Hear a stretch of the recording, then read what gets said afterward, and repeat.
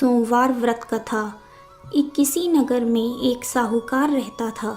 उसके घर में धन की कोई कमी नहीं थी, लेकिन उसकी कोई संतान नहीं थी, जिस वजह से वह बेहद दुखी था। पुत्र प्राप्ति के लिए वह भगवान शिव का प्रत्येक सोमवार व्रत रखता था और पूरी श्रद्धा के साथ शिव मंदिर में जाकर भगवान शिव और पार्वती जी की पूजा करता था। उसकी भक्ति देखकर माँ पार्वती प्रसन्न हो गई और भगवान शिव से उस साहूकार की मनोकामना पूर्ण करने का निवेदन करने लगी।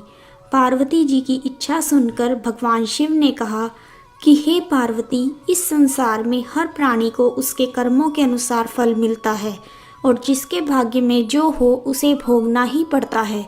लेकिन पार्वती जी ने साहूकार की भक्ति का मान रखने के लिए उसकी मनोकामना पूर्ण करने की इच्छा जताई। माता पार्वती के आग्रह पर शिवजी ने साहूकार को पुत्र प्राप्ति का वरदान तो दिया, लेकिन साथ ही यह भी कहा कि उसके बालक की आयु केवल 12 वर्ष होगी। माता पार्वती और भगवान शिव की इस बातचीत को साहूकार सुन रहा था। उसे ना तो इस बात की खुशी थी और ना ही गम। वह पहले की भांति शिव भगवान की पूजा करता रहा। कुछ समय बाद साहूकार के घर एक पुत्र का जन्म हुआ। जब वह बालक 11 वर्ष का हुआ तो उसे पढ़ने के लिए काशी भेज दिया गया।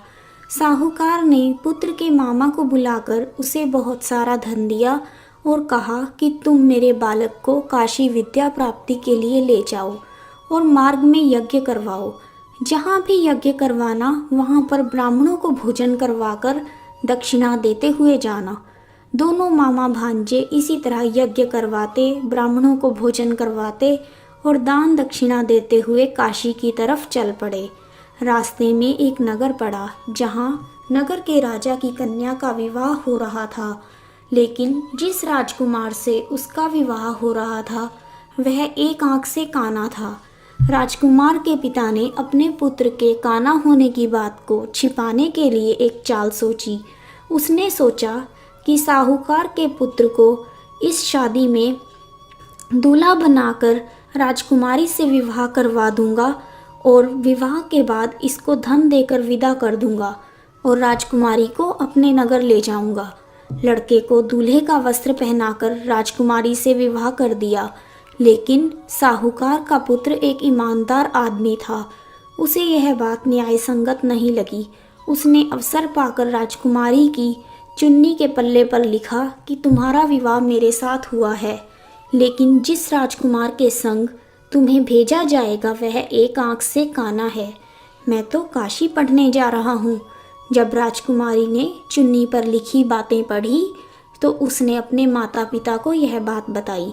राजा ने अपनी पुत्री को विदा नहीं किया, जिससे वह बारात वापस चली गई। दूसरी ओर साहूकार का लड़का और उसका मामा काशी पहुँचे और वहां जाकर उन्होंने यज्ञ किया।